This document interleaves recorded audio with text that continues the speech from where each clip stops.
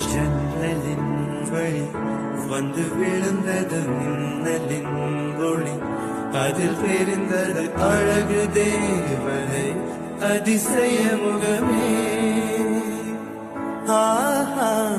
தீபொலி எழ இருவிழிகளும் தீக்குச்சி என்னை உரசிட கோடி பூக்களாய் மலர்ந்தது மனமே.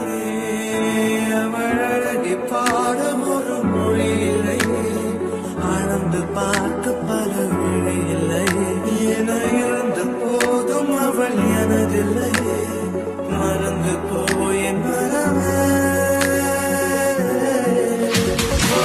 பெண்மாதி என்ன நீ வணக்கமே கத்துக்க சொல்ல ஆனந்தான் உன்னுடைய